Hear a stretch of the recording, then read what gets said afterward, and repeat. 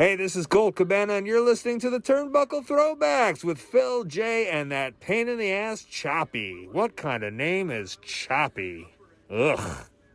Your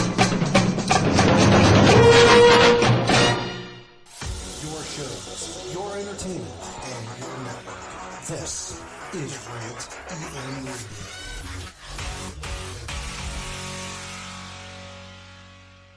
Remember, what this network wants, this network gets. I promise you that. Ladies and gentlemen, this is the main event of the evening.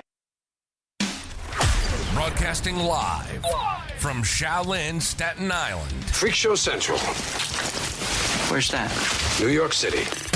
The recognized symbol of excellence in sports entertainment broadcasting. It's the Turnbuckle Throwbacks Wrestling Podcast on Rant EM Radio. Proud member of the Shining Wizards Network and Dark Satellite Media.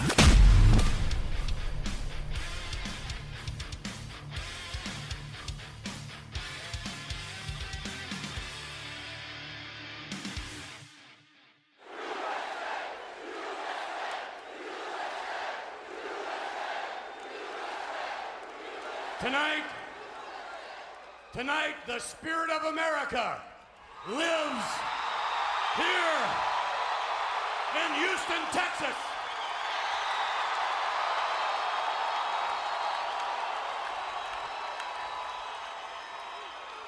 On behalf of everyone here in the arena and a worldwide television audience, we would like to extend our condolences to the victims and the families and friends of the victims of the terrorist acts that occurred on Tuesday in New York City and Washington, D.C.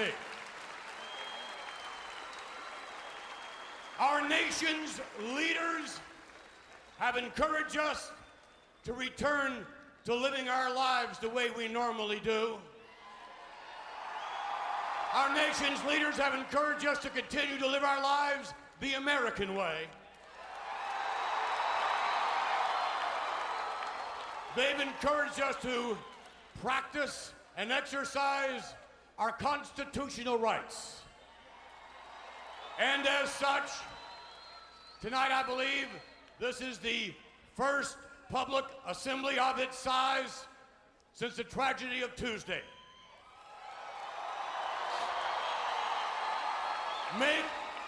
Make no mistake about what, and make no mistake about the message this public assembly is sending to terrorism tonight.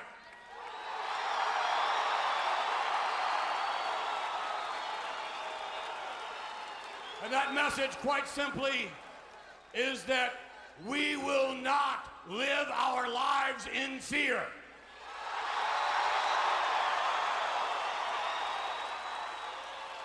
The citizens of Houston are not afraid. The citizens of Texas are indeed not afraid. And by God, the citizens of the United States are not afraid.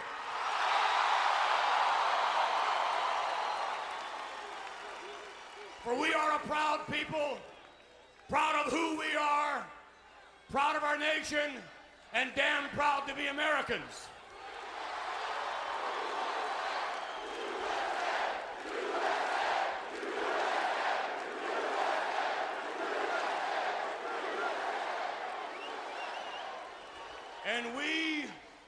And we will fight.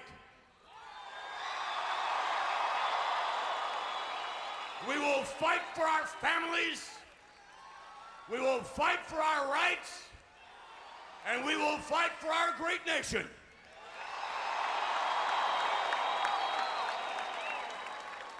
America's heart has been wounded. But her spirit shines as a beacon of freedom that never has been nor ever will be extinguished. The World Wrestling Federation would like to thank each and every one of you here in the Compaq Center tonight.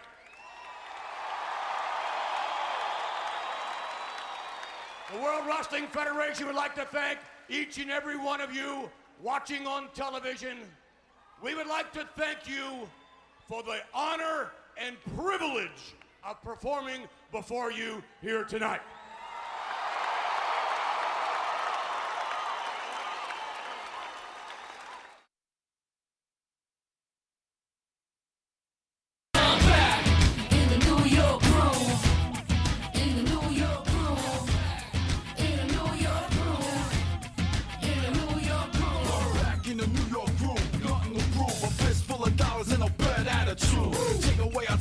Still going strong. Take away our dodges, but we're still playing ball. East Coast, New York, bad to the bone. Sticks and stones and Cadillac bones. We're Brooklyn kids on the road to fame. Now put Kiss in the Rock and Roll Hall of Fame. I'm back in the New York groove. I'm back in the New York groove. I'm back in the New York groove. I'm back.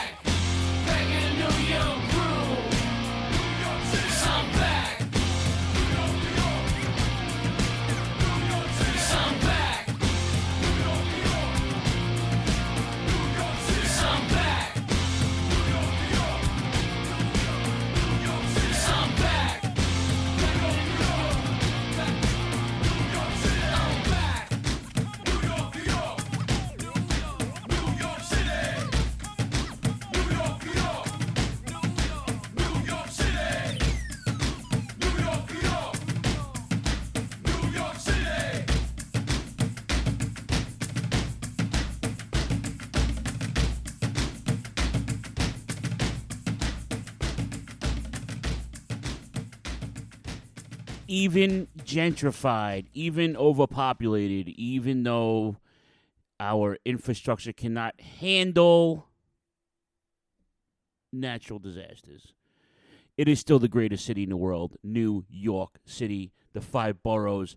Stand up. Ladies and gentlemen, episode 421 of the Turnbuckle Throwbacks Wrestling Podcast. I am your gracious host for the last almost 10 years now, the Impact Player, Mr. Philly Ray. I am riding solo tonight. Don't know how long I'm going to go. I don't care. But there is a show tonight. You have one. I felt like recording. I have the Friday night off. It's just me. It's Augie. We're chilling right now. Here's the deal. Jaycation continues. Mr. Cop is Mr. Mom. He's everywhere with these kids of him and his girlfriend. They're having a really good time. They're enjoying their lives. And as you know, with Turnbuckle Throwbacks, family always comes first. So family first always. And that should be the motto for this last year. And we're going to talk about 9/11. We'll talk about everything. By the way, we are live to tape on Rant EM Radio, Rant Entertainment Media, part of the Shining Wizards Network, and proudly part of Dark Satellite Media, of course. So we're going to talk a little bit about current events because we get into it every couple of shows with Jay and when Chop was here, and you know, and we try to keep an open mind because everybody's from different walks of life and everybody comes from different places in life, and we deal with people from different countries and different ethnicities and different, you know, religions, and you know, that's why I love New York City so much, because we have a melting pot of people. 230 some odd countries live here. 14 million counted for live here. And you can get anything at any time of the day, any time of night, and everybody wants to be here. The Times Square every December 31st is the middle of the universe, the center of the universe. When you think of Thanksgiving, you think of New York City with the parade. When you think of the greatest sports teams, the New York Yankees, 27 championships. In the Bronx, the house that Ruth built. You have the New York Mets, the Amazons since 1962. You have the Islander dynasty that was from the New York Islanders. You have the New York Rangers, the original 6, my favorite hockey team in the whole wide world. You have the Knicks, 75 years old this year. You have some of the greatest actors, actresses, musicians. Hip-hop was fucking born here in the South Bronx, okay?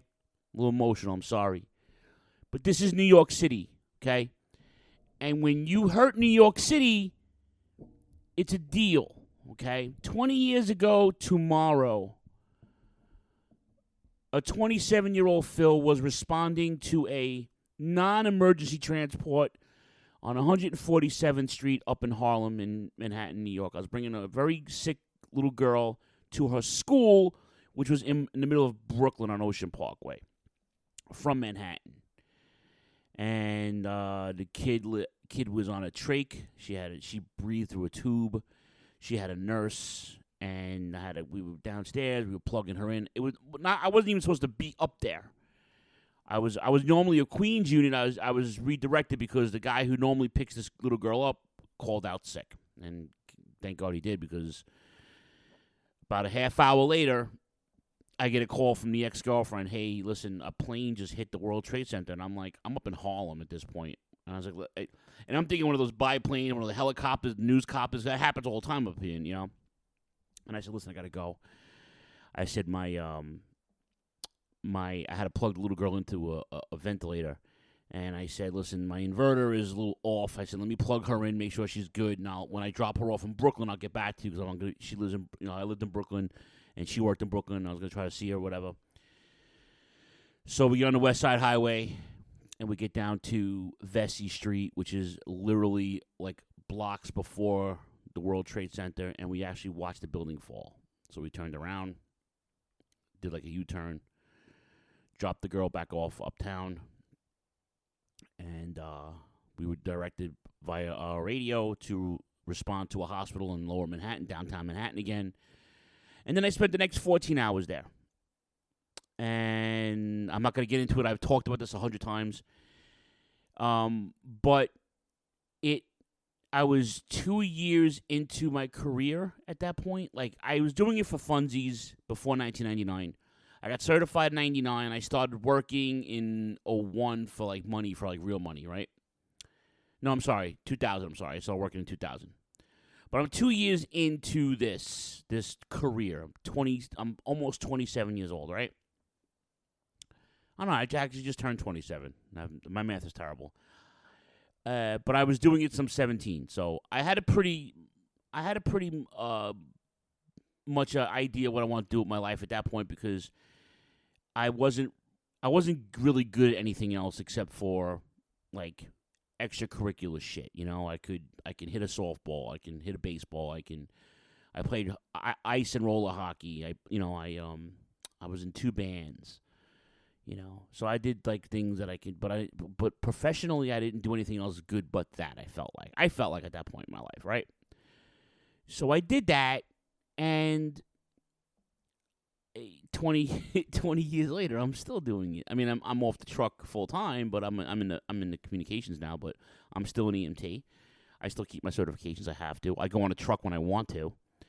I haven't volunteered in a long time because there's politics out here that are just beyond me, you know. Then I kind of like tried not to.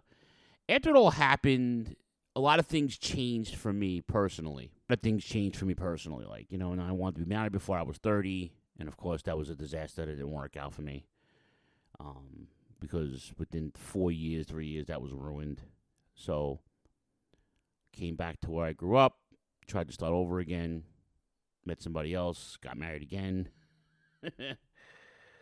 You know, so it was like, okay, I get it. There are so many things that, you know, there were so many things in my life, you know, that changed, and I got married again, it didn't work. But, you know, the career thing took a crazy turn. I went into I worked for a bigger facility, the biggest facility. And I wound up not staying on the truck, doing communications, and you're like, all right. So, your life, you know, basically, your life changes But in my field of work, it's kind of things stay the same. And with healthcare, it's so crazy, especially now with COVID and everything like that. But back then, when this happened, I was so scared. I didn't want to tell anybody that, obviously, because, you're not supposed to be scared. You're the front. They use these buzzwords like front line of defense. That was me, man. That was my people, So with that being said, I don't want to tell anybody I'm scared. You know what I'm saying? When I got back to the base that night, people were quitting. People were like handing in their shields and their IDs, and they're like, "Fuck this! I ain't doing this no more." A lot of people did it to get to other jobs. They did it for money. I did it for the love, man. I loved helping people. I love being around different people, and I love working with different people. And some of that still resonates with me. Yeah, I'm not as bitter as I sound sometimes, but you have an idea, right? So, and then on top of all of that, my father is like dying, like before my eyes. I'm going up to see him up in Massachusetts every couple of weeks. Like, he's on one lung, he's on dialysis, he's like fucking like a skeleton of who he was. And the last time I saw him alive was 2 weeks after. There was the Patriots home opener up in New England, and it was Brady's actually first game because the Jets punctured Drew Bledsoe's lungs, and then that was it. Like that. It was like that. So I actually got to see Tom Brady's first game, even though he lost, and then he went on to win the Super Bowl that year and like 7 more. So he had a pretty good career, that guy, Tom Brady. Matter of fact, I saw him last night against the Cowboys opening night. It was like that first drive. Matt Squires and I were talking on the text. He said, "Phil, that first drive was like a Madden game." I was like, "You're right, absolutely."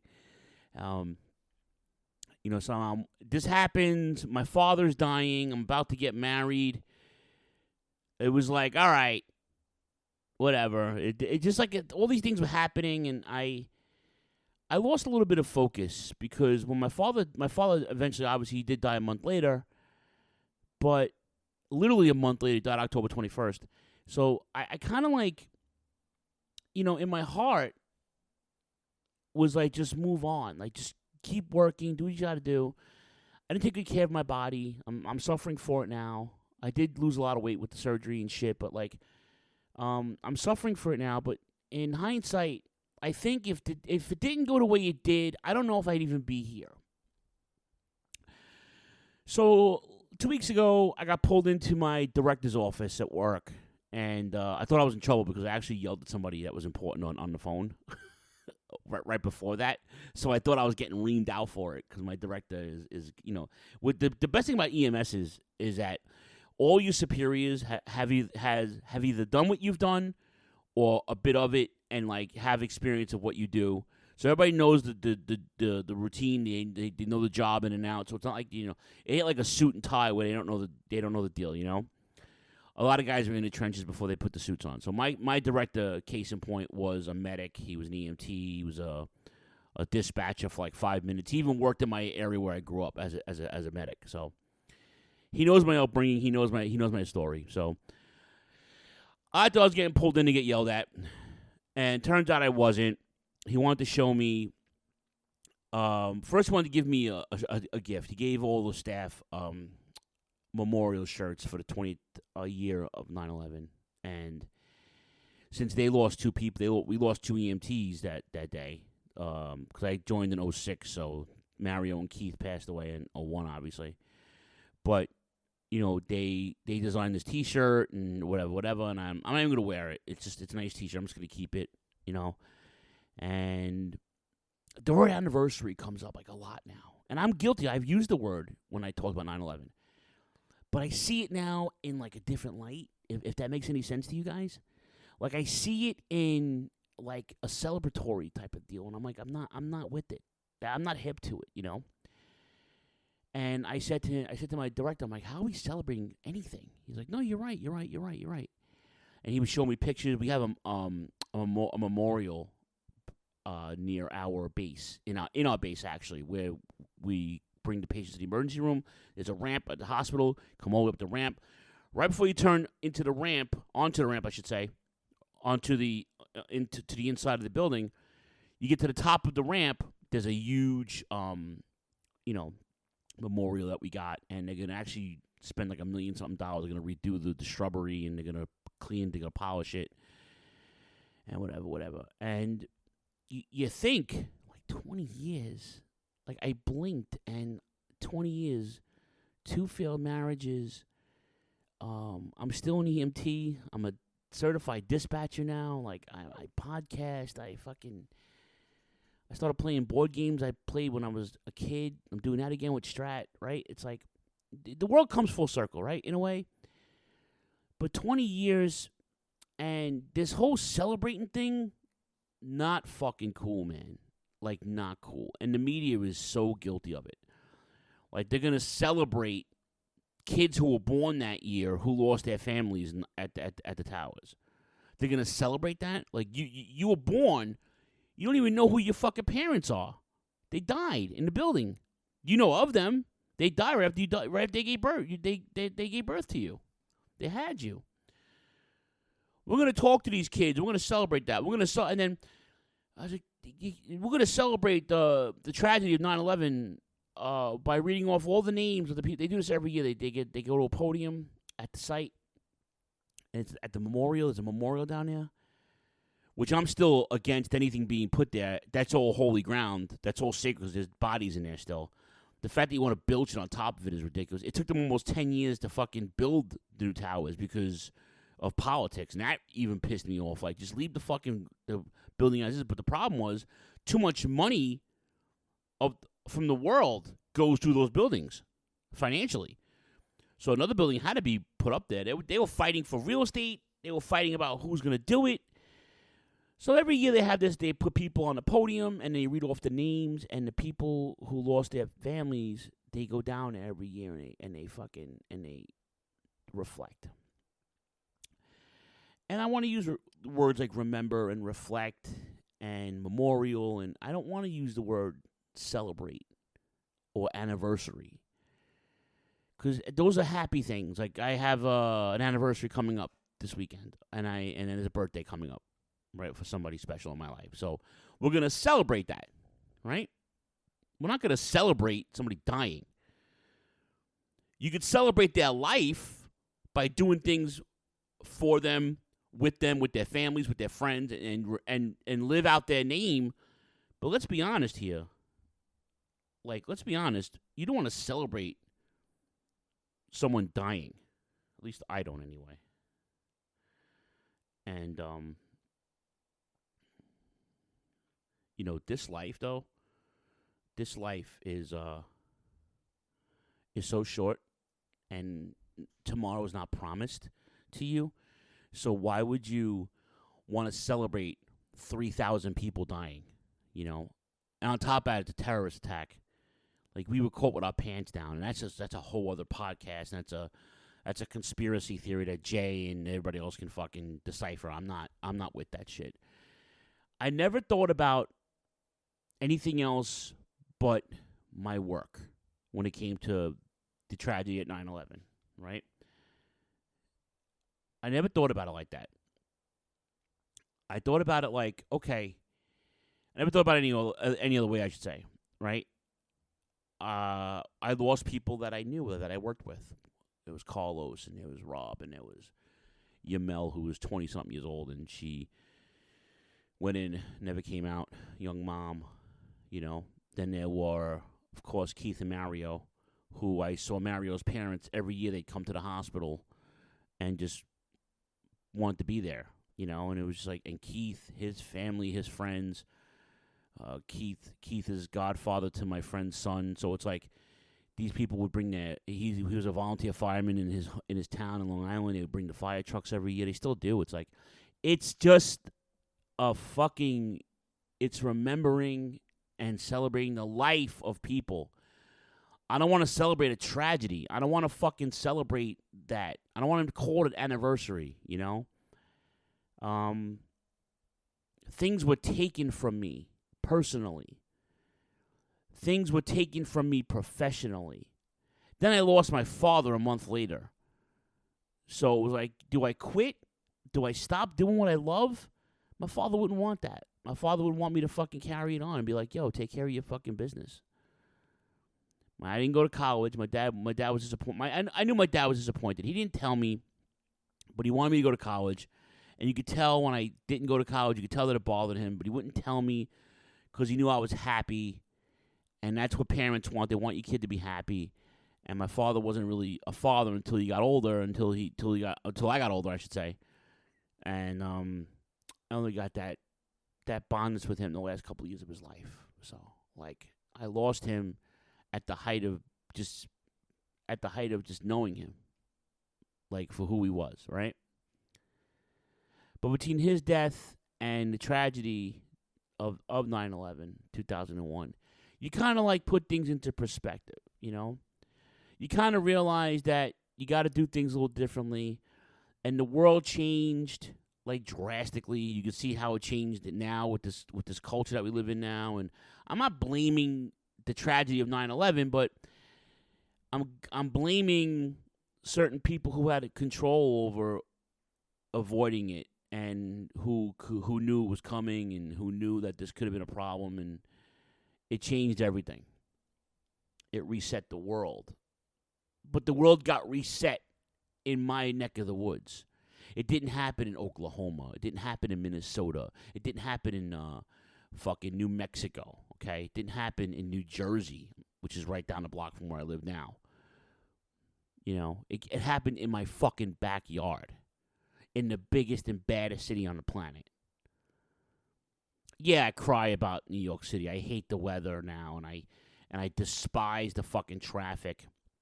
And a lot of people who would just fend for themselves, and the gentrification, and the fact that I pay half of my salary every year for a 1-bedroom apartment. Yeah, I'm upset about that. But it's my city. It's almost like you have a little sister or a little brother. Anybody, you can make fun of them all you want. Anybody else makes fun of them, you got a problem. And I say the same thing about the crew too. You know, you can talk shit. We can talk shit to each other. Anybody from the outside talk shit, you're going to have to get dealt with, you know. And there was a conversation I had before with Steph about something else, but it relates to this, about fighting a battle, right? You pick battles big enough to matter, small enough to win. And I kind of use that philosophy. I took it from a Chinese fortune cookie a bunch of years ago. And it's like, you got to pick and choose where you want to put your fight, you know? My fight is now here on this. And I took it to social media, but no one really went against it, really, you know? And I don't care. It's, you know, and no one really disagreed, right? And maybe they didn't disagree because of who I was and what I do for a living. Maybe if I was a pizza man, or if I was a plumber, or if I was a fucking Wall Street executive and I said that, maybe my friends and family would have had something different to say about me or to me, you know, because I had a strong opinion about it. But no, it's because of who I am and what I do for work and where I was that day. And I'm sure I probably inhaled a bunch of shit. I'm sure I have some kind of cancer brewing in me. I'll have myself checked out at the end of the year. But, like, I know people now who are getting chemotherapy, and we have people who died from it already, from being down there and illnesses. We lost so many people, even after the fact. So why would you celebrate something like that? Why would you call it an anniversary? It's not an anniversary. You know? So, you know, if you want to reflect and you want to remember and you want to give props to the people who were there and the people we lost, use different words. Be mindful of guys like me and my partner John, who was there down at that day, Guido, who kept going down there every other day to volunteer. Good for him. I wouldn't go back down there because I was scared as hell. All right? But those guys, the guys who stayed, guys who pulled bodies out, the guys and girls from the Red Cross, the military, and all the brothers and sisters we lost from the police department, the fire department, the Port Authority department, sanitation. We lost so many people that day because all they wanted to do was protect our city. Protect what is ours. Okay? No matter where you're from, who you are, rep who you are and where you're from to the day you die. Because tomorrow is not promised to anyone. Anyone. Okay? I got friends and family in every borough. Long Island, Nassau, and Suffolk County. I got friends in almost every state in the country. I have friends internationally in Europe, East Europe. We have friends in Japan. We have friends in Australia, in Britain, in England, in Scotland, New Zealand now because Fale is our buddy. Okay? We have friends everywhere on the fucking planet. Okay? And they would do the same thing for their hood, for their country, for their set, as they say in Cali. Rep your hood, rep your set, This is who I am. DIY punk rock, Brooklyn born, Queens raised, and I'm goddamn proud of it. I'm not always proud of my country. I'm not always proud of my government. I'm definitely not proud of my local government. I'm not proud of my local police and law enforcement. I'm not proud of sometimes my civil servants who I work with because the agendas change all the time, But it's still mine. It's still my people. It's still my hood. It's still my state, my city. Okay? And when I reflect, which I'll do tomorrow, I will have a good cry, and I'll tell Carlos and Yamel and Rob and Keith and Mario and everybody else that we lost that I'm thinking of them and I love them, and everybody else who my friend lost her husband. There's so many stories, man. Like people just I have a friend who refuses to even acknowledge the day. He won't come out. He won't get on his phone. He won't post anything on social media. He just shuts down. He was down there with me. He watched people jump out of windows that day to avoid getting burned and blown up. They jumped to their death. They'd rather jump to their death than they get burned and crippled and crumbled on. Too many stories. Too many things that were not, not good. I don't know how to say it. And I want everybody to just keep them in your prayers. And keep us in your prayers. And the next time, something happens bad in the country, think about what happens. Think about the police and the military that had to respond to when they raided the White House a bunch of months ago. That these cops and the military have PTSD now. That they have to, that they can't even work anymore. Or, the police brutality that goes on in this country, that there's racism and there's still segregation. In 2021, people are still getting beat on and killed because of their color, because of their race, religion, and creed. Okay? We just spent 20 years in fucking Afghanistan policing a holy war. Okay?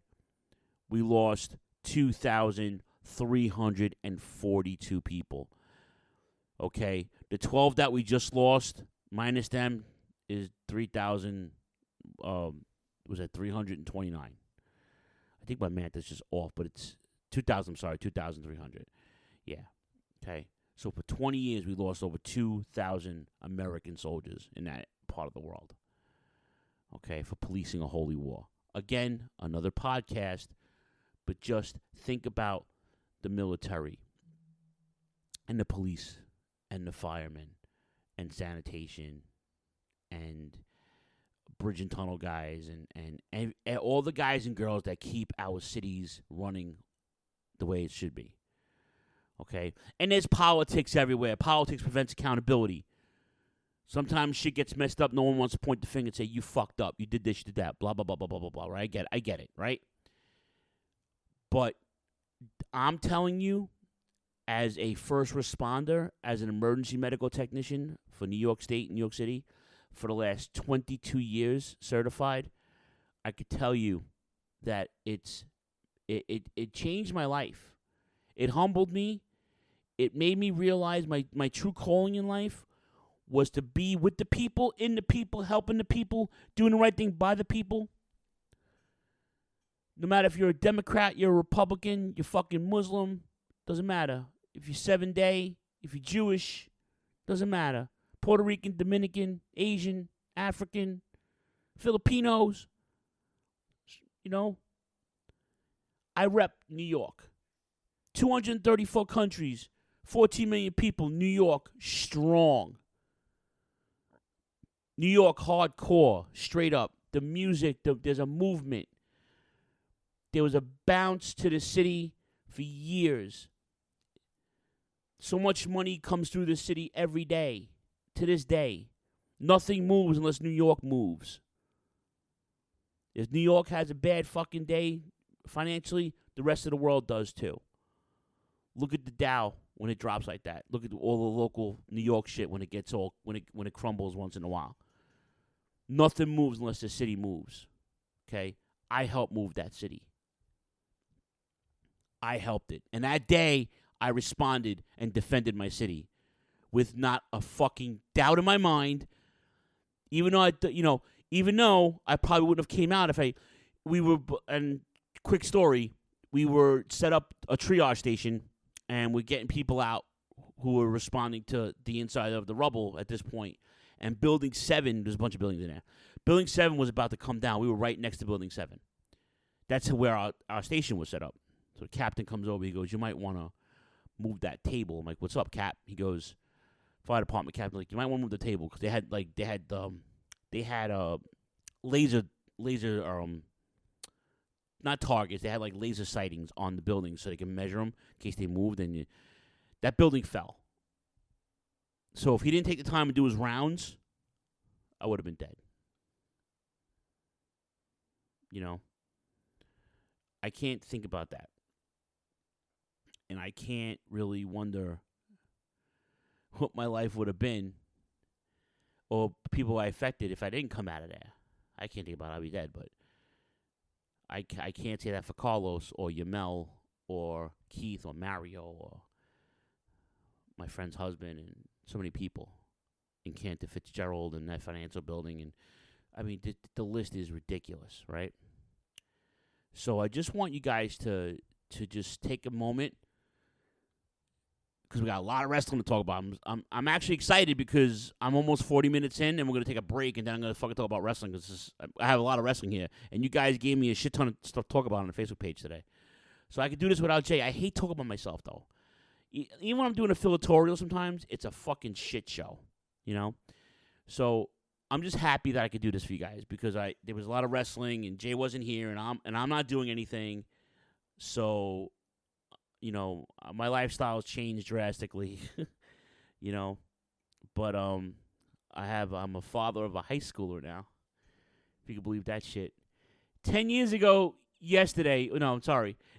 Wednesday, Michael was going into pre-K, and we picked him up as a video of me picking him up. And now he's going to high school on Monday. And my world is blown away. That I raised a child. With all this going on, I helped raise a child. I helped a family raise a child. And it's the only thing I got right besides this podcast in the last decade. So I'm pretty okay with it. You know what I'm saying? So, either way, before I get too fucking emotional, let's take a quick break and let's plug our friends. And when we get back, I got pay-per-views to preview, pay-per-views to review. I got some fantasy booking, and I got some questions you guys asked. And of course, the PWI 500 came out too. We're going to talk about all that. Ladies and gentlemen, It's your boy Philly Ray. It's the Turnbuckle Throwback. It's episode 421 of this podcast. And we'll be right back after commercial break. Let Alfred Hayes take us away. Promotional consideration paid for by the following. Are you tired of being uninformed? Together, we can change all of that. Experience a podcast like you've never heard before. You'll gain knowledge, have some laughs, because we believe this is the last AEW podcast you'll ever need. Join us every Wednesday night at 10:15 p.m. on rantemradio.com and Facebook Live. We can also be found on all major podcast forums as part of the Shining Wizards Network. So stop listening to inferior AEW podcasts and bring a new podcast into your life by joining us. Join the Mark Order Podcast. Follow us on Twitter, Instagram, and TikTok at Mark Order Pod and on Facebook.com/MarkOrderPod. Don't forget to tag us on social media and use hashtag #JoinTheMarkOrder, because if you don't find us, we will find you. Everyone knows a lot of things can change in the span of 10 years. But when it comes to professional wrestling podcasting, one thing is still guaranteed. The Shining Wizards is the only place to get all the latest wrestling news, interviews with the greatest guests, and of course, tons of laughs in discussing the world of wrestling. The show is still available on Monday nights at 7 p.m. East on rantemradio.com and Rant Entertainment Media on the TuneIn app. And it's still available on all podcasting platforms.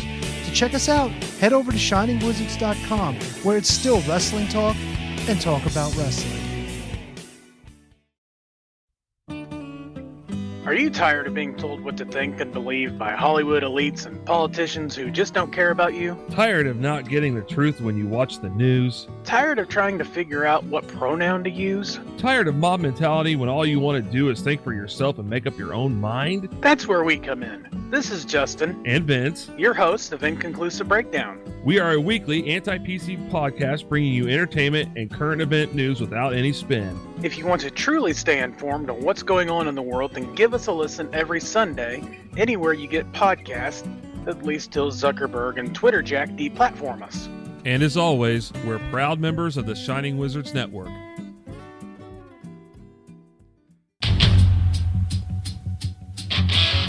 Tired of the PC police telling you what you can and cannot say?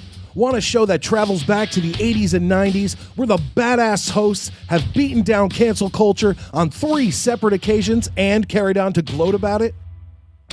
Since 2013, The Midnight Jury is that show. Travel back to the malls and arcades, pop in your VHS, and join us where the 80s and 90s return from the dead. Conan, tell them where to find us. WLWstudios.com, home of the Midnight Jury podcast, hosted by Midnight Mike and Calvin Brody. Also available on all major podcast platforms via the Shining Wizards Network, and join in the conversation on Twitter at Midnight Jury.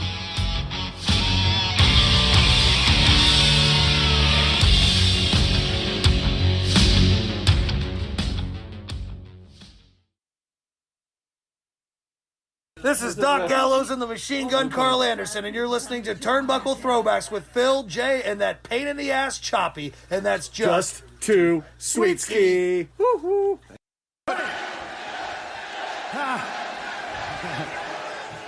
Are you finally starting to understand, Chicago?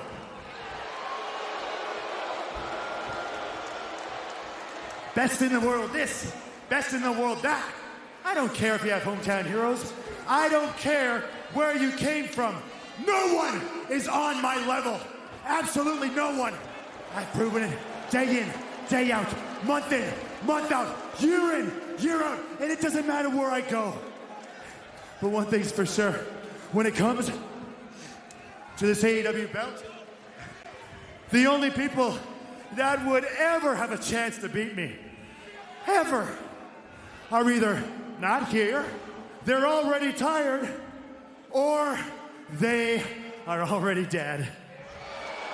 Wow. You know it's all about the power. You know it's all about the You know it's all about the power.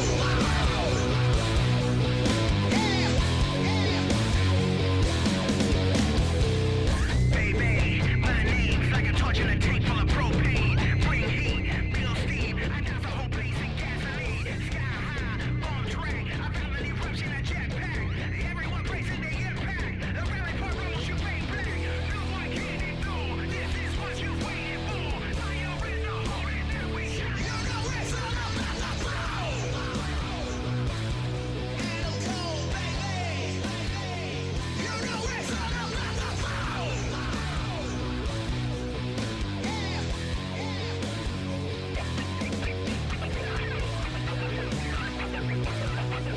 Oh, yeah. Story time with Adam Cole is back, baby. Episode 421, part 2 of the Turnbuckle Throwbacks Wrestling Podcast. What's up, everybody? How is everybody doing? This is a good song. I played it like 3 times today. That and Teddy Swims. You guys into Teddy Swims? That dude's awesome. R&B singer guy. Baby. All right. It's all about the boom, bitches. All right. I'm solo. Jaycation continues. Mr. Cop is, I think I heard him say Ocean City. So he's in Maryland. So I hope he's having some crab cakes and all those other happy horse shit. Let's say hello to... Oh, Aaron's in the room. What up, Aaron? Let's say hello to the man, Dingo. Doing flips and shit. And everybody else listening on Rant EM Radio Live. Rant Entertainment Media, part of the Shining Wizards Network, part of Dark Satellite Media, as always. And I recorded like an hour, 45 minutes to an hour of some sappy shit today about 9/11. I won't even get into it because I already did it. So it's part 2. This is part 2 because we got a lot of wrestling to get into tonight. And I'm buzzed over it. I'm hyper over dinner. I made enchilada pie for dinner, and I'm like amazed at myself. And Matt just put my fucking face on Chef Boyardee, so thank you very much for that. I didn't age very well according to that picture either. Eek. But yeah, a little enchilada pie. It's basically taco meat. And I did Instacart today, right? Because I didn't feel like walking the quarter mile to the fucking supermarket. I was lazy. I did Instacart. And I ordered a pound of 80/20 meat, ground meat.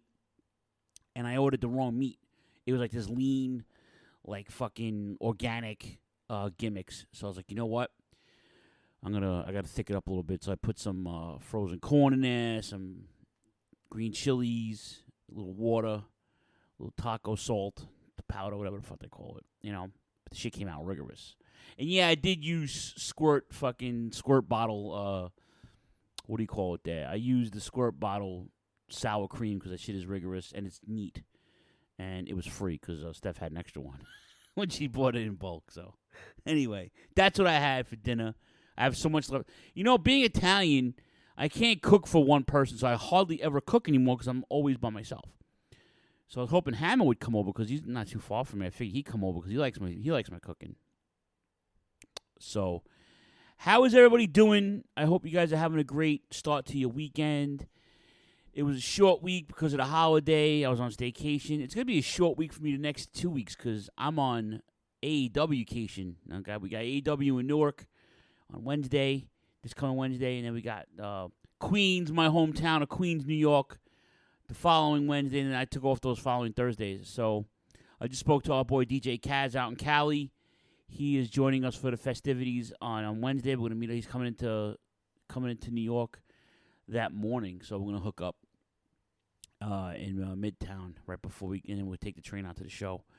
So I'm like I said, I'm a buzz. There's a lot of shit going on. We got a lot to talk about.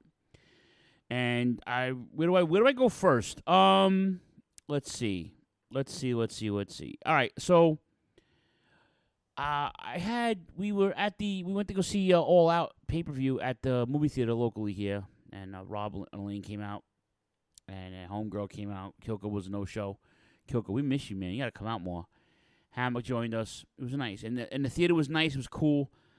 But while we were at dinner, I was like, "Yo, man, how about Yano at the Grand Slam, man? Yano turned back to his evil ways, had an insane match with Chase Owens, and he's like my MVP right now." I was like, "Man, that's the Yano I like. I don't like this fucking comedy, slinging books and food and shit coming out in these fucking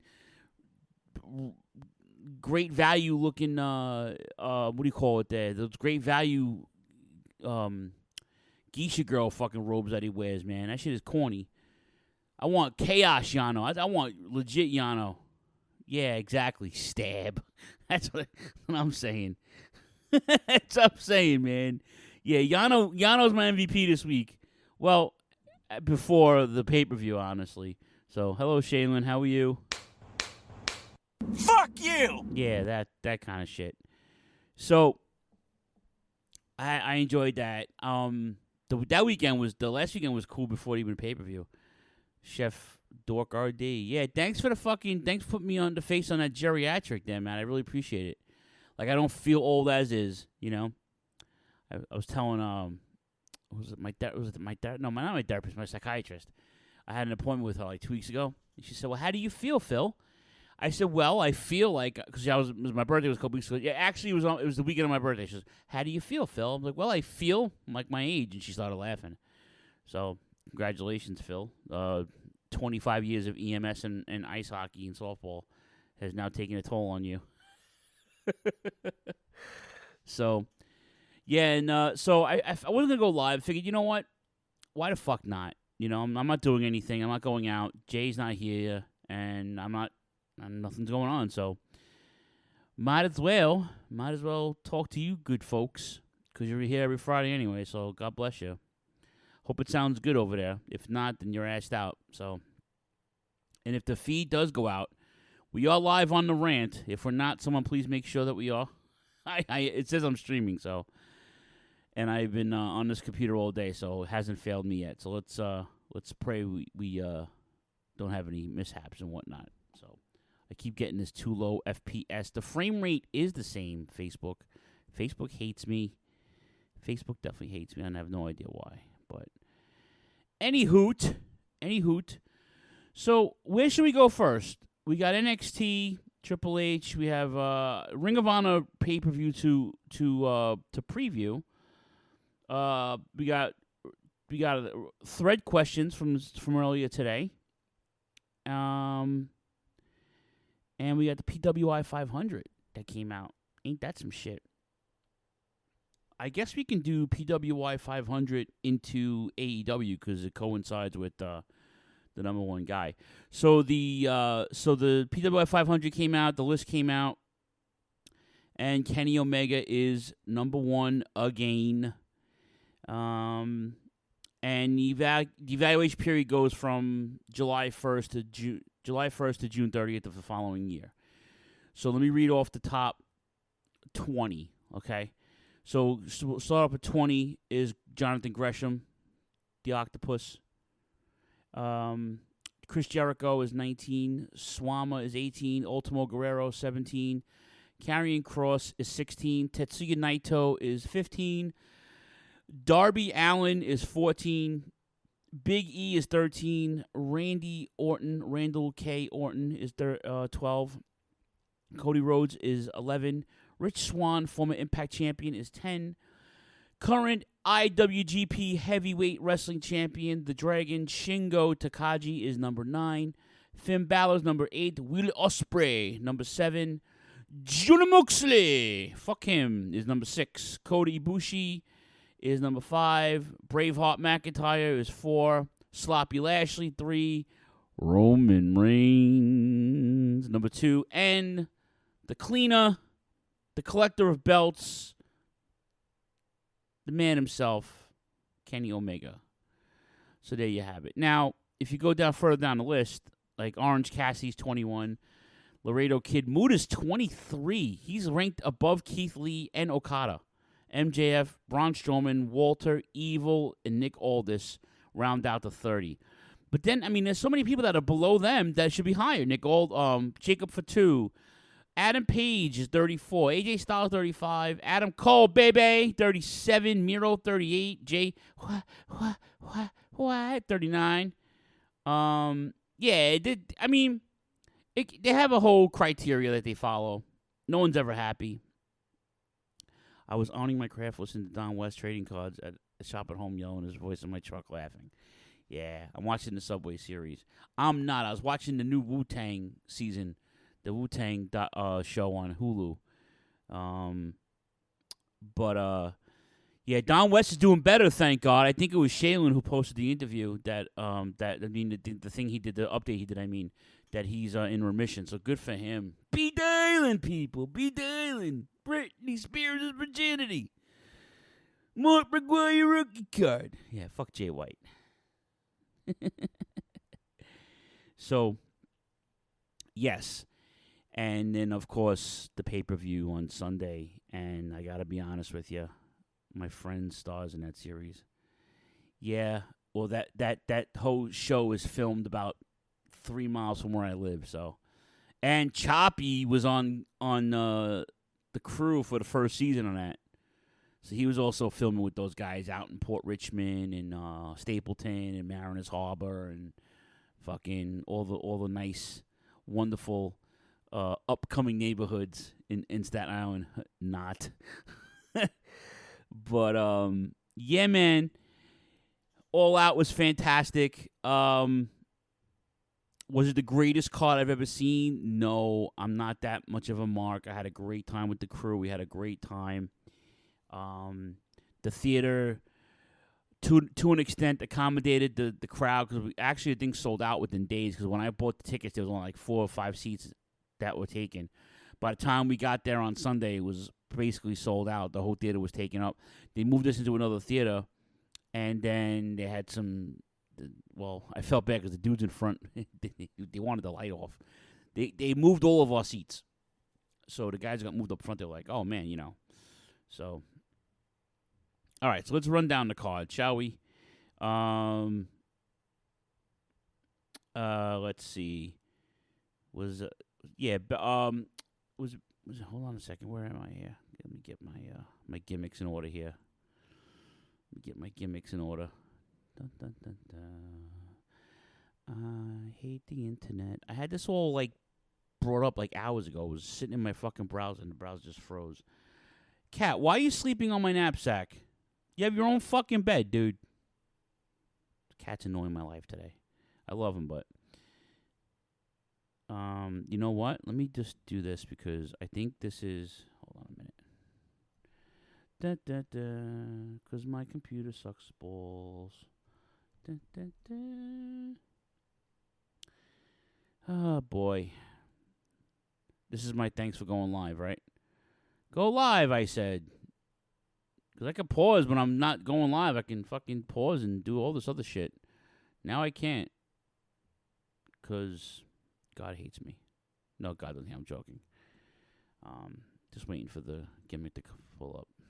AEW. All Out. Blah, blah, blah.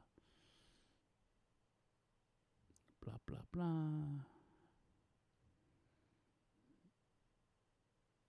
Let's see. Results. There we go. Over 10,000 paid, by the way, in the Now Arena. That's pretty dope.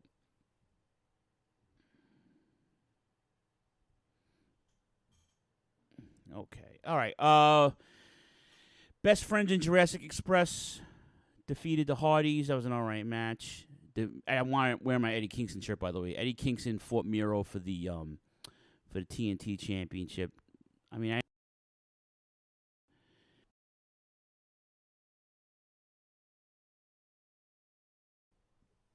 it was Miro turned into a DDT, but the ref was trying to reattach the stupid fucking turnbuckle pad. Terrible referee, by the way, which led to a delayed count. The referee then prevented Kingston from throwing Miro into the exposed turnbuckle. Now, of course, allowing Miro to hit a low blow and a kick to score the pin and retain his title. Good, nice opening match, but the ref sucked balls, and I guess he was supposed to suck balls. Because then if he didn't, then Eddie Kingston would have won. He wasn't supposed to, right? So, there you go. That was the first match, right? We'll move on to the second match. All right. So, apparently, Jon Moxley's new gimmick is just to beat up on and beat New Japan legends, right? We knew he wasn't beating Kojima, but let's be honest here. It was a solid match. I'll give it to them. Kojima is a fucking legend. I'm not saying Moxley's not. Listen. And Eric asked me to, talk more about Moxley. My disdain. I don't hate Moxley. I don't hate anybody really. I dislike Moxley. I dislike Moxley because I feel like he's not as good as everybody says he is. Right? I don't think he's terrible. I don't think he's a bad wrestler per se. I think they emphasize on the garbage that he did from before he went to the E, and like portrayed him to be this guy that he really like. I feel like he tries too hard when he does all these stupid faces and he does like the tough guy shit. I feel like he's not legitimately. He doesn't come off as a legitimate badass. Okay, if that makes any sense, my opinion. Okay, and then when he was U.S. champion in the Shield, he didn't even defend it. I mean, it's not his fault, but he's walking around with the U.S. title, and I'm like, when's he gonna fight? He never fought for the fucking title. I was like, I'm not saying that's his fault, but you know, it was like it just became a long laundry list of things that I just don't like about him. Right? I just don't like anything. I can't when I emotionally can't invest in a performer. I don't like them. So you know, they'll have good like Lex Luger. I don't like Lex Luger, but he's had good matches. Right? I don't like Moxley, but he's had some good matches. So I'm not really discrediting anything he's done. I think the fans make him out more than what he really is. That's just my opinion. You guys can debate me. I you know, whatever it is what it is, right? But it was a good match nonetheless. So Kojima hits a lariat and then a Koji cutter, but he was too damaged. Moxley takes advantage, locks in the bulldog choke. Kojima breaks the hold. Moxley follows it up with a Partigan shift twice to score the pin after an outstanding match, right? And then to make things even better, Minoru Suzuki comes out and confronts Moxley, who looks shocked, by the way. Suzuki removes his shirt, gets in Moxley's face. They throw the forearms, you know, the stiff style, the strong style, and then they brawl. Suzuki hits the Gotch driver, lays out Moxley, winds up fighting Moxley again on fucking Tuesday, Wednesday, whatever it is, and beats him. But then him and Suzuki and Archer are in the back on social media calling out Moxley. So hopefully he'll get his face caved in one of the Wednesdays I'm at those shows, you know. Again, like I said, I'm not into Moxley. I can't. You know, I'll definitely work on a Lex Moxley photo. No, it's just I'm not trying to be an asshole. I am an asshole, but I'm not trying to be an asshole. I just don't think he's that good. You know, I think he's okay. He's not terrible. He doesn't make himself look foolish like some performers we know, you know.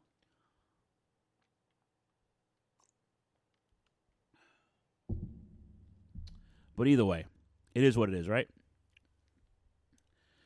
All right, let's move on. So that's my disdain, Eric, to answer your question, for Moxley. I just don't like him. And I think he's overrated. That's all.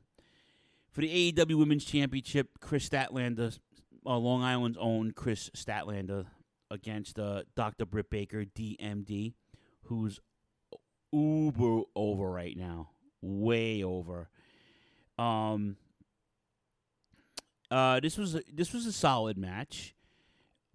You know, Statlander at this point was at wit's end with Baker. She couldn't get anything in after the kick out, because Baker hit the Pittsburgh Sunrise and then the stomp, and then Baker locked in the lockjaw for the submission. But it was a good match. The women's division just gets better. They have a pulse on what the crowd's like, and they're bringing in different flavors. They brought Thunder Rosa in from the NWA. They brought in Conti from NXT.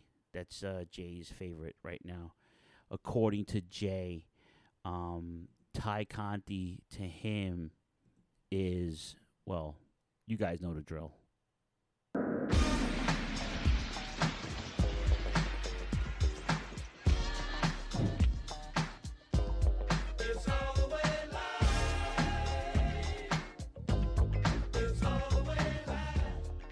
Yes, Ty Conti is all the way live, according to Jay.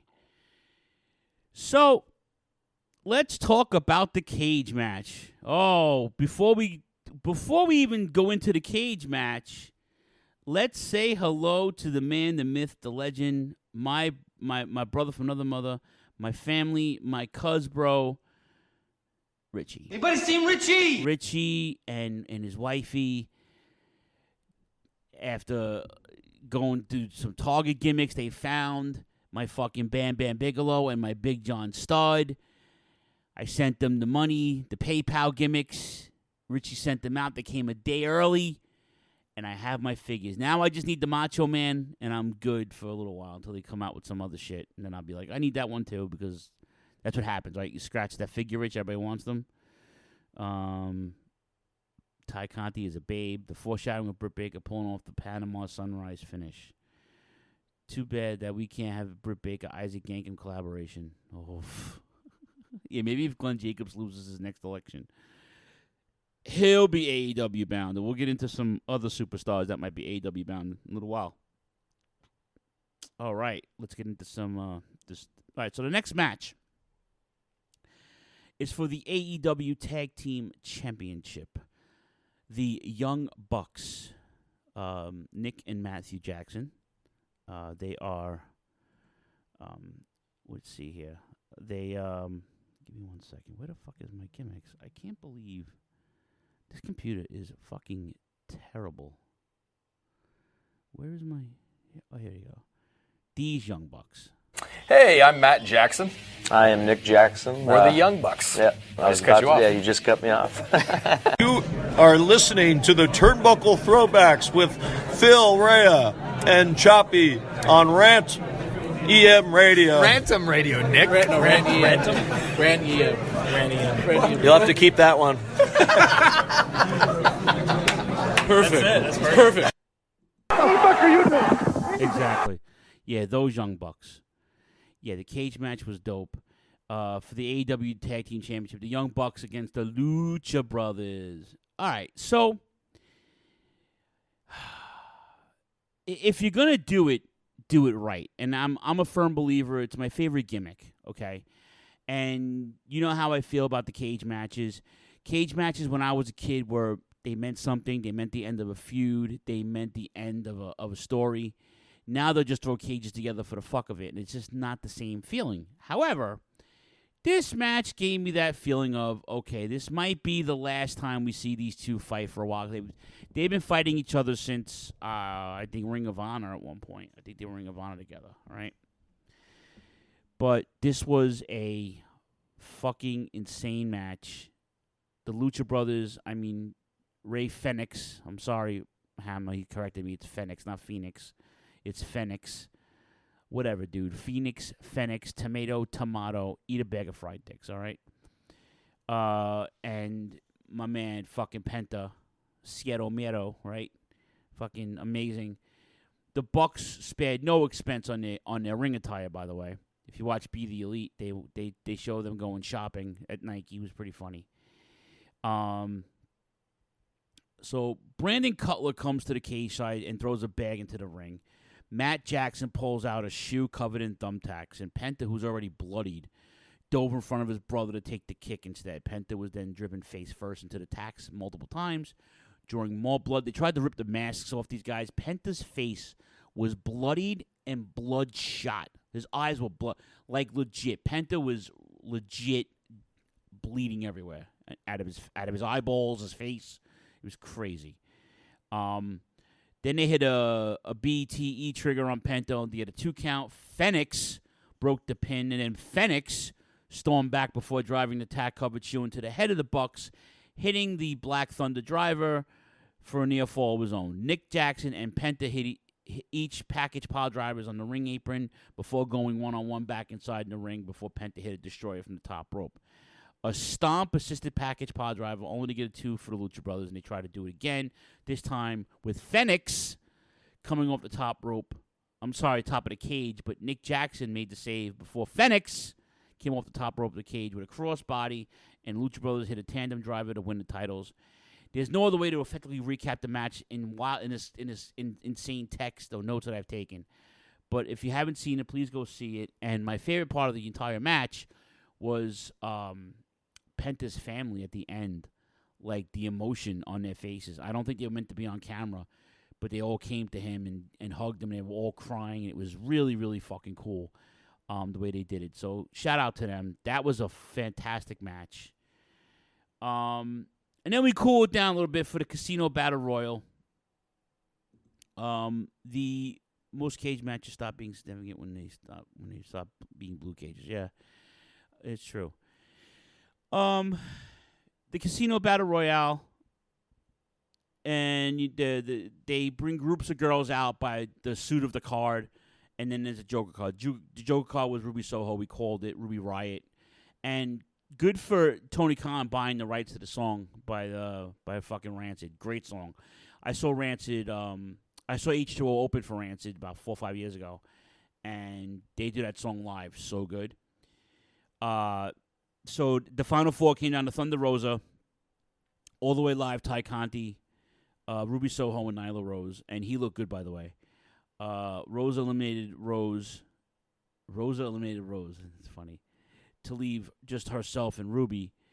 Then they battled on a ring apron. Soho kicked back, sent Rosa to the floor to win the match. That could be, for me, for my money, Ruby Soho and Thunder Rosa will fucking tear it up when they fight each other. So it's gonna be cool. And now Ruby's got the title shot. If you didn't know already, Ruby actually, her and Britt Baker have a history that's gonna tell a good story too. Because now Ruby has the title shot. So we'll see what happens. All right. The next match was better than I expected. With Jericho and Max Jake Friedman.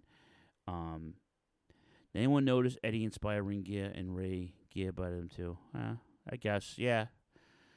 Cage match is pretty good. I still think Steamboat Youngblood versus Sergeant Don Canelo was the best cage match ever. Tag cage match ever. Oh, they had a final. Yeah, we did that, George. We did that feud, if you remember, a bunch of years ago. Me and Mega Powers did that. That was a good fucking feud, right? Don Canerdle and Sarge against the Steamboat Youngblood for the NWA Championship. The Final Conflict, I think it was called. I please refresh me, but we have it. It's in the archives. It was a good, Dave and I actually went and got all the footage from most of the matches that they had. Like, it was a big feud. Yeah, that might be the best tag match, cage match. I mean, you know what? This might be a close second, dude. I think this fucking that Lucha Brothers Bucks match is really good, right? All right. So Jericho and Maxwell Jacob Friedman. Pardon me, I've been up since 6 this morning for no apparent reason. This is what happens when you're old and you have to get up early for work. You just still get up early for work when you don't have to be at work, and it's awful. And I'm like an old man. Oh, I am an old man, but yeah. So MJF spoofed the old Jericho entrance with the countdown. That was pretty cool. The match is pretty good. There was Jake Hager came down to fight off Wardlow. That distraction allowed MJF to use Jericho's bat. He hit Jericho in the head, then landed Jericho's own Judas effect, right, to score the pin. But Jericho's foot was on the ropes. A second referee came out and said that Jericho's foot was on the ropes, leading the match to restart. Jericho nearly immediately scored a pin. Then, MJF locked up the armbar. Jericho counted into a pin and then locked the Lion Tamer. And forced a tap and saved his career. So, it wasn't the greatest match, but it was definitely a very good, effective use of a dusty finish. If you could still do a dusty finish in 2021 and make it look good, even though the match wasn't that great, you're on top. You're doing all right for yourself. It's up, cousin. Yes. My cousin Anthony, 12 days, baby. 12 days. 12 days. 12 mother jumping days. You know what? I should just have this queued up because I should, because he's my favorite wrestler in the last fucking 5 years. So once my screen refreshes, because I have an ancient setup, and you would think I did everything I'm supposed to do. Hold on 1 second. Here we go. What are we going to do? We're going to have a commercial now? Are we going to have a commercial now? Maybe not. Oh, yeah, we are going to have a commercial. But, hold on 1 second. Hold on 1 second. Oh, I fucking hate this computer. I hate every computer at this point.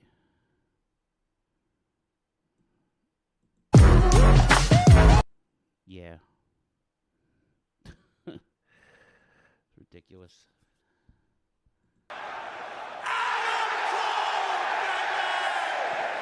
Yeah.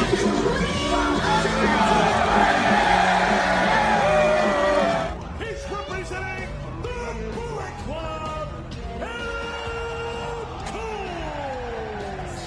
Actually, we were at that last one. That last baby. Yes. Anyway.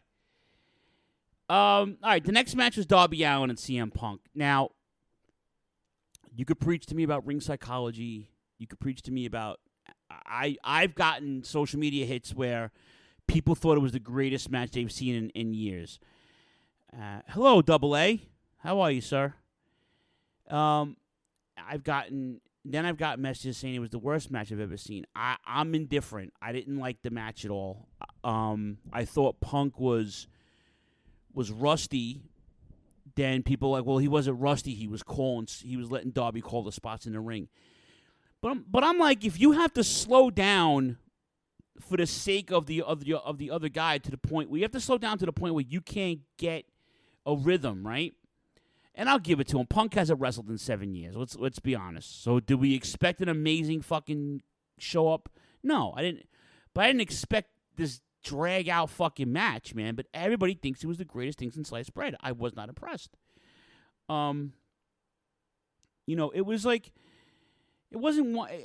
All right, this match should have been on like Dynamite.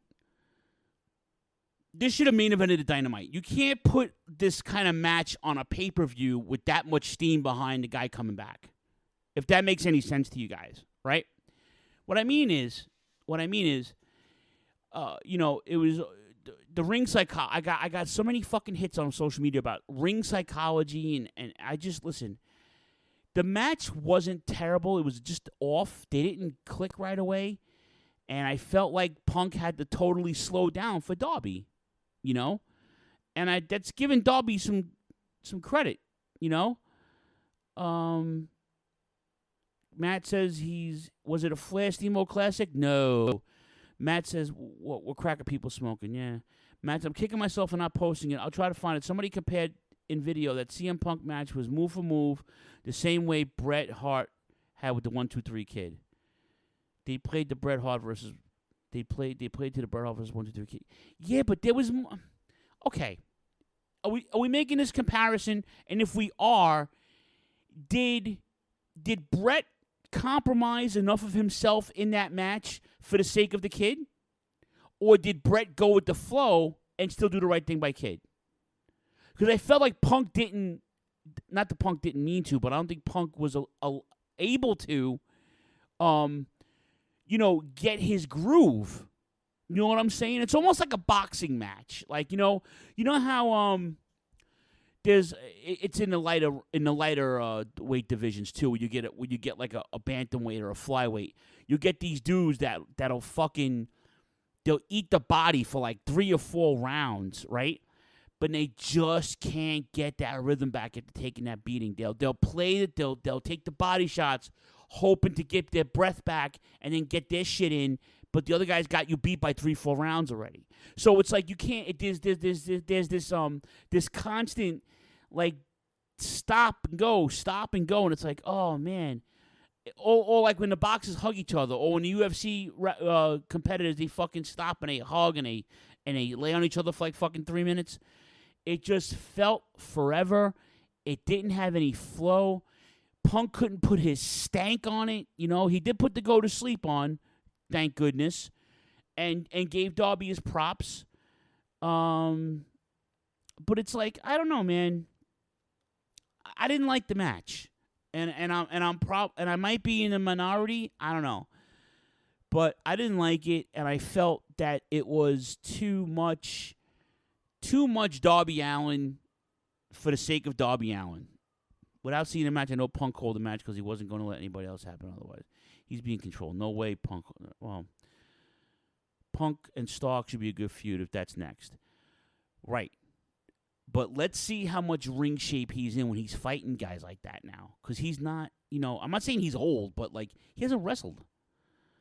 He hasn't wrestled. He can do all the calisthenics he wants, all the fucking yoga, all the jogging he needs, but he can run the ropes, too, to get his win back.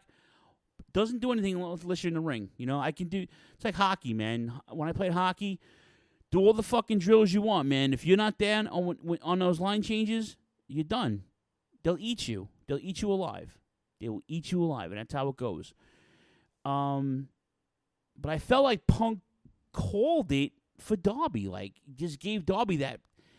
Like, give a guy a rope, give him an inch, he'll take a yard, take a foot, whatever the fucking measurements are. You know what I meant. I'm trying to, like, fucking message is going off like crazy now right now. What's going on over here? Hey-o.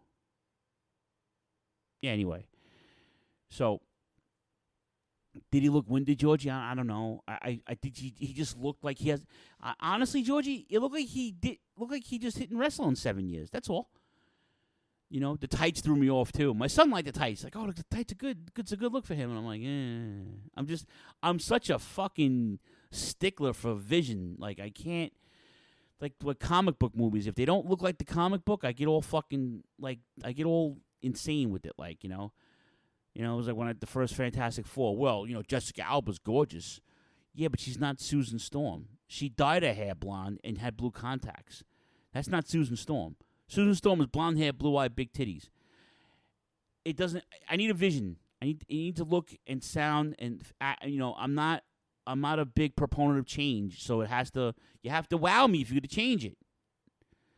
This didn't change much. I didn't like it. All right. Your next match, if you want to call it that, was Paul White, QT Marshall. I have to agree with Jay here. There's too many fucking factions. Too many factions. QT Marshall is not getting anything with this. Half his guys on his team are either not good or hurt. So I'm glad Paul White fucking beat him up, whatever. And then of course, for the AEW Heavyweight Championship, Christian Cage, the Impact Champion, going up against Kenny Omega. So, this was a solid match. It was a solid match. Double A says, it was ridiculous to have him wrestle so soon. No reason for it. You could have built him. Yeah. You could have built him. Yeah. I'm good either way, boss. I see, because again, this is, we have this mentality of the old school where you can actually tell a story without actually fighting. And it was done in the NWA for years. Crockett's did it. Mid-South did it. Vince did it. You could tell us. A guy could tell a story in the ring and not have to fucking wrestle. Ask Jake the Snake Roberts about all that. But yeah, I mean, you could have held out on him. You could have seen how you could have built it. Him calling Darby Allin, I think he just wanted to get the ring rust off. And he probably picked Darby Allin. That's probably how it went. And like legit, like he probably, when he signed all his shit, he was like, well, I want this, and this, and I want my first match to be against Darby Allin. So that's where you probably got that gimmick, right? That's probably where you got that. Which I agree, though. You could have not a fan of the pants. Felt weird seeing him in underwear instead of pants. Wanted to see him in underwear instead of pants. Yeah, I got you. I agree. All right, so your next match is for the title. Let's give Christian Cage his props. He did very well in his 2 matches against Kenny Omega.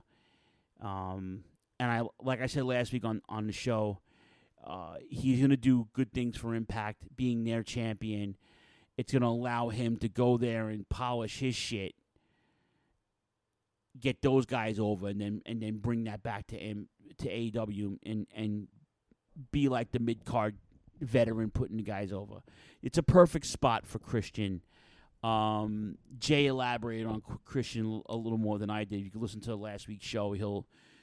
Jay's got a pretty nice perspective on it. I don't want to beat a dead horse with that, so hold on one second.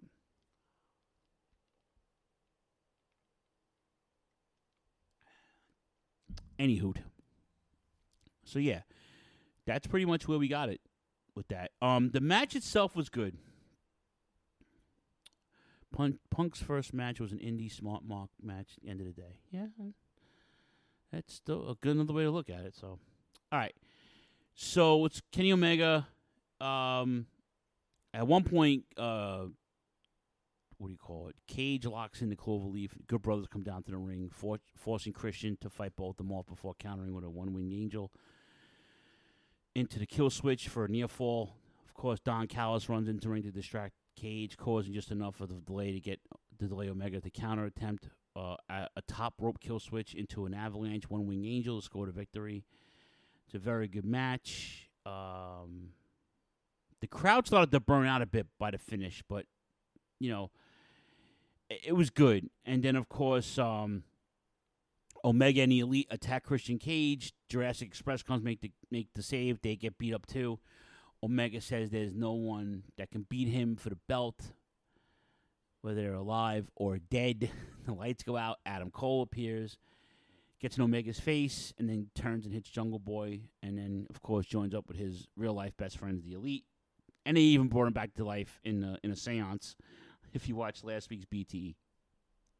And then Adam Cole, to his credit, let me pull that up for a second. Let me just do this for a second.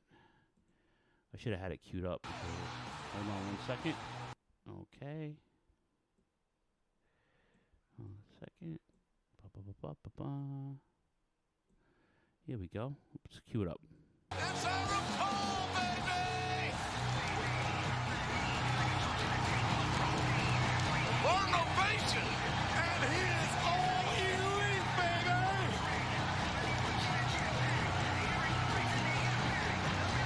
One of the greatest talents in the entire world is wearing the right colors.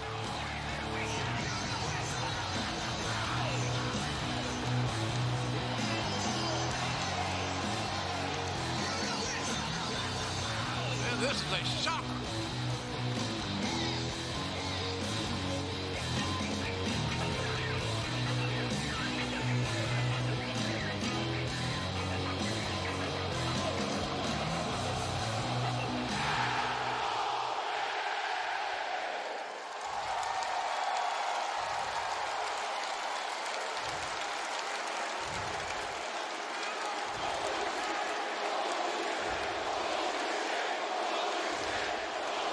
Adam Cole, I think he said, you remember what you did to me. Oh, no! Cole just took out Jungle Boy! He did sell it. Yes, you missed it. Good call, Georgie. Well, I don't believe what I'm seeing. There are your answers, Tony.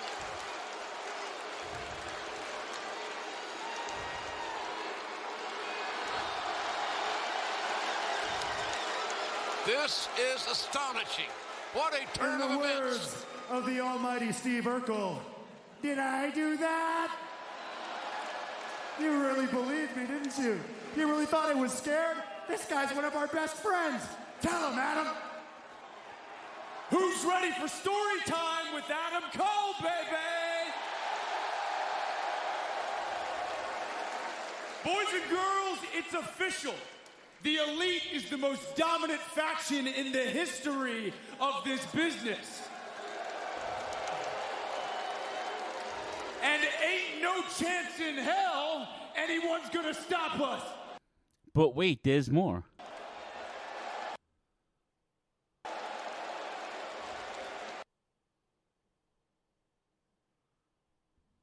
This is why we can't have nice things. Now that's what I call a happy ending. So really, the only thing I've got left to do is what I do best. Yay, computer sucks balls.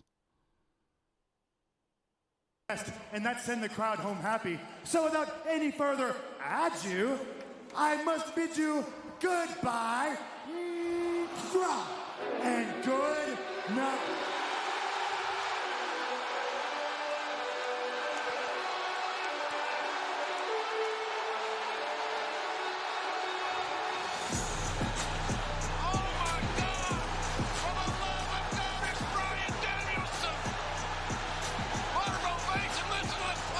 Look at them, they're going bananas!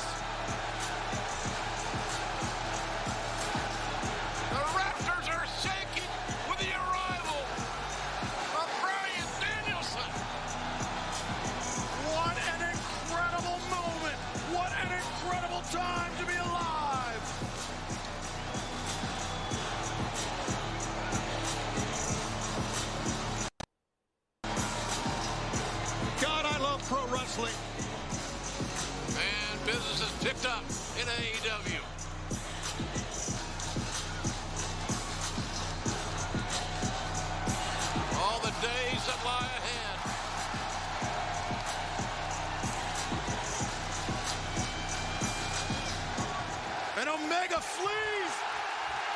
Here we go. It's a Pierce sixer.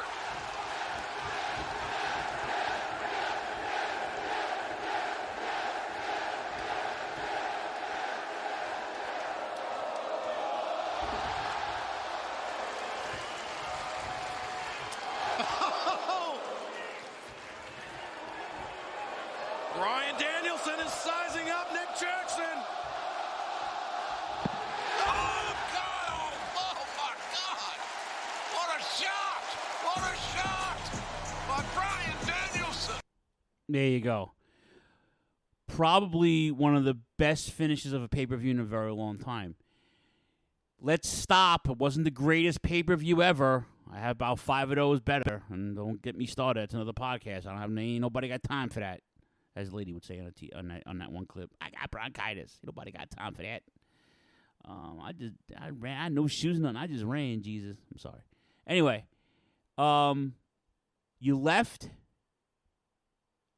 and you felt something. My son was disappointed because they didn't play Brian Danielson's original music, which is The Final Countdown by Europe. But I like the whole remix of the Flight of the Bees. They play like a nice beat behind it. It's pretty dope. Also, we were doing the over-under how bad JR was going to fuck up Brian Danielson's name. But they didn't. And they got him. They still call him the American Dragon. So that's pretty dope, too. So, all right. Couple of takeaways, man. Like I said, it was a solid pay-per-view. One of the best finishes in a very, very, very long time. People need to stop comparing it, though, to Bash the Beach 96. That's just asinine. It was a different time. This wasn't needed more than Hogan's turn was needed. Yes, you want to nitpick getting it right. You know how hard it is to get the rights to songs, no matter what kind of money you have. The publishing, if anybody who's in the record industry, I wish Kevin Castle was listening. It's not easy. Just because Tony Khan has money doesn't mean he can just